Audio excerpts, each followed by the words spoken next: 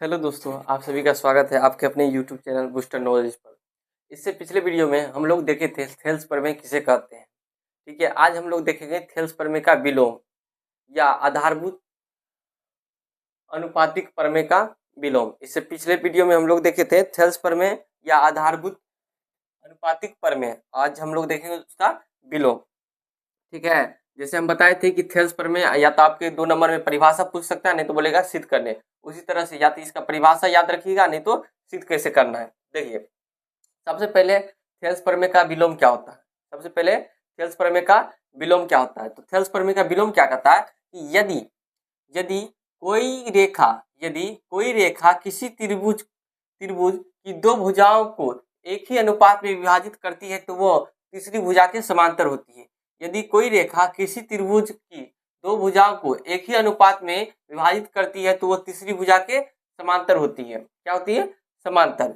यदि कोई रेखा किसी त्रिभुज को एक ही अनुपात में विभाजित करती है तो वो क्या होती है? तीसरी भुजा के समांतर होती है। क्या होती है? तीसरी भुजा के समांतर होती है। देखिए, यही लिखे हैं, ये त्रिभुज का डायग्राम है, उसका नाम दे दिए ए बी सी।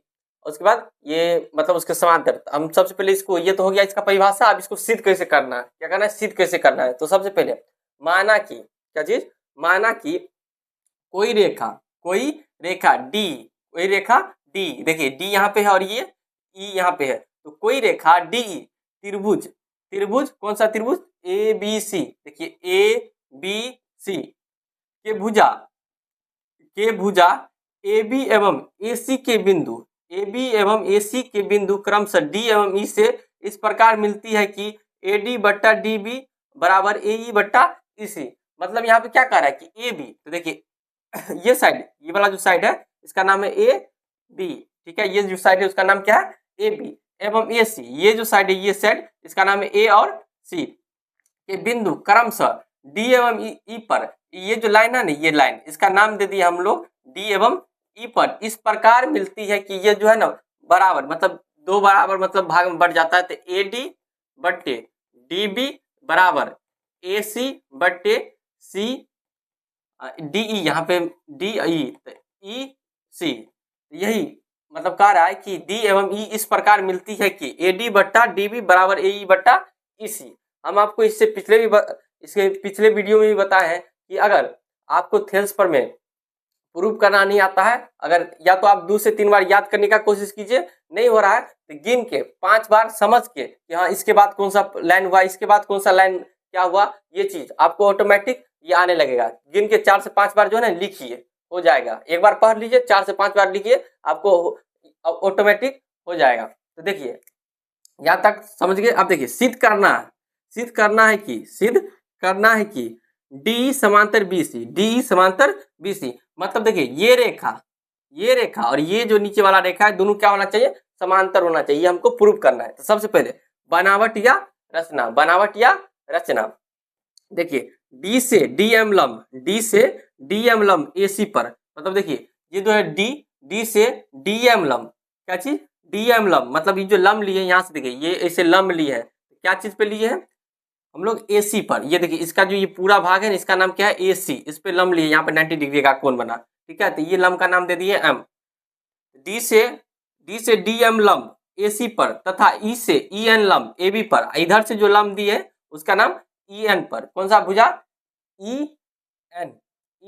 ई से ई एन लंब किस पर? ए बी पर। किस पर? ए बी पर, ए और बी पर डाला। बी को ई से और डी को सी से मिलाया। देखिए हम अब क्या किए, बी को यहाँ से, ये वाला जो पोर्शन, ये जो देख रहे हैं डॉटेड लाइन को, बी को हम किससे मिलाए?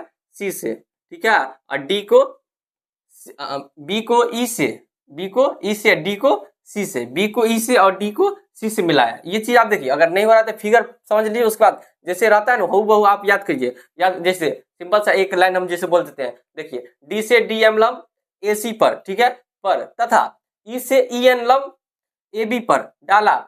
बी को ई से मिलाया, बी को ई से और डी को सी से। 2 से 3 बार बोलिएगा, याद हो जाएगा। अब देखिए प्रमाण, क्या चीज? प्रमाण।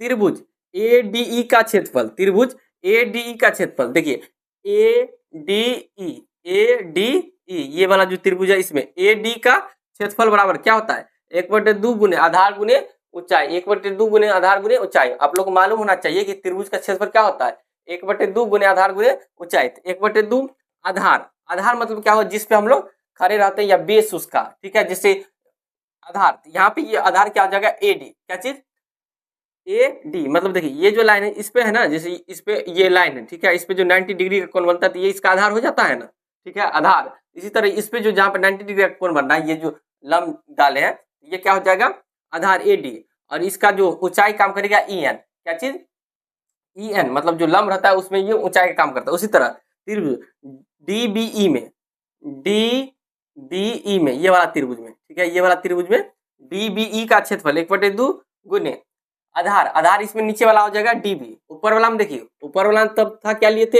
एडी, ठीक है, नीचे में डीबी लिखे, डीबी गुने ऊंचाई यही रहेगा, मतलब ये पूरा लाइन के लिए जो लंब का काम करेगा ऊंचाई में आ जाएगा, तो क्या हो जाएगा, ई एन, क्या हो जाएगा, ई एन, ठीक है।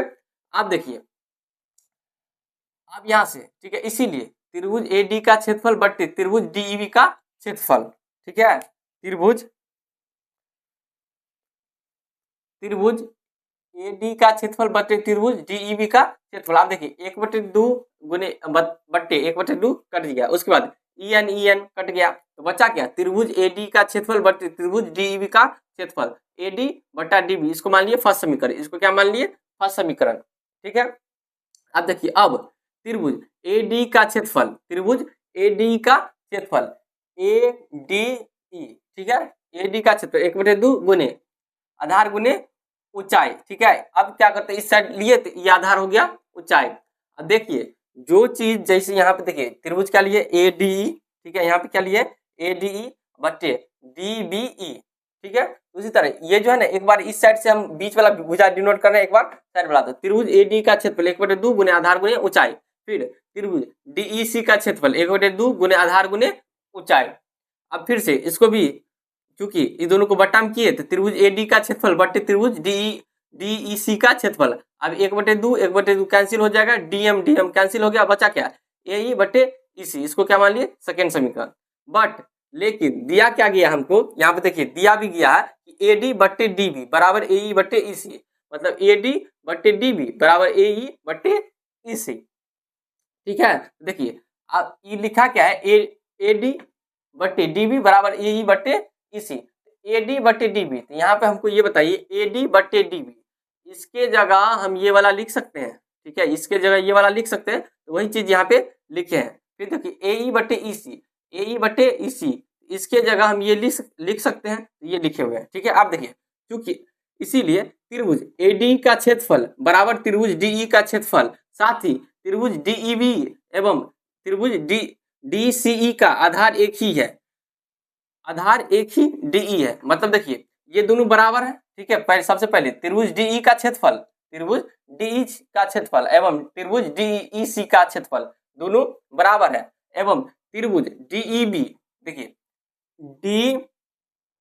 डीबीई, इसका ये देखिए ये वाला, ठीक है, ये वाला आधार इसका, ये त्रिभुज का डीबीई एवं डीईसी, तो इसमें भी यही आ रहा है, ठीक है। तो यही लिखे हैं कि त्रिभुज का आधार एक ही है, डीई है, इसीलिए डीई समांतर बीसी, यही हमको प्रूव करना था। देखिए यहाँ पे डीई समांतर बीसी, ठीक है।